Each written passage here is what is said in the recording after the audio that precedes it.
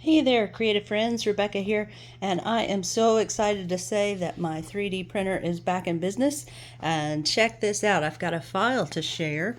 My own design. Is just so cool to go from envisioning a product to several prototypes, which well, mostly failed and over again, and then to your final product. So if you want to check out this 3D print file, I will put the link to Maker World down below.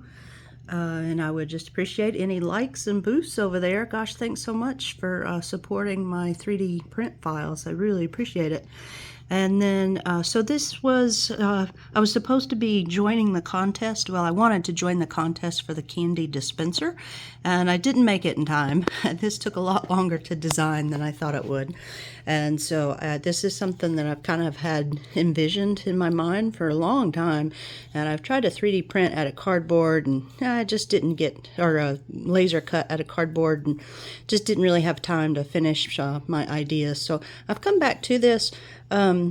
It's not quite Christmas in July yet, but you could use this as a Christmas decoration because I've set it up to where we can put 25 pieces of candy on here, these Hershey Kisses. And so you could use this as a Christmas countdown if you wanted to. I may print another one in green.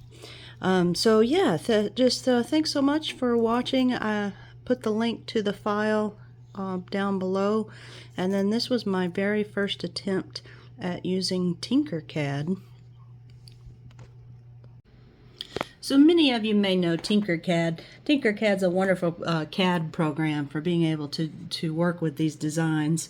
And honestly, I am just learning how to use it, so that's why this kind of took me a while. It did so many different controls, and I don't know all the shortcut keys yet. It took me forever to figure out how to move my how to move the workspace around.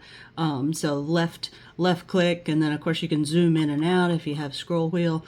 But then once I would zoom in and start panning around, then it would get all off kilter, and it took me a while to realize that if you hold shift and use the right mouse button, then you can actually move that workspace around too. So just a quick tip there. But yeah, Tinkercad is great. And so I've designed this to where it could be all the pieces get slotted together. And then that way you can take all the pieces apart and store it flat if you wanted to. But it's a little bit wonky still, but all the pieces did work as printed in the print profile. And I have an A1 Mini, so I had to put it on 4 different plates to get it to fit. So it takes a little while to print, but very cool. Of course, you can make it any color she wanted.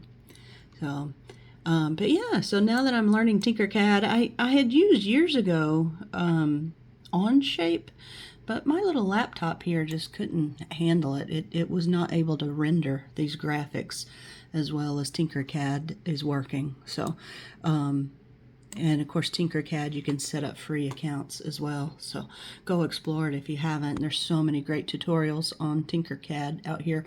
So I'm going to start watching a few more and see what else I can design. Oh, it's just so fun to be able to do these from scratch.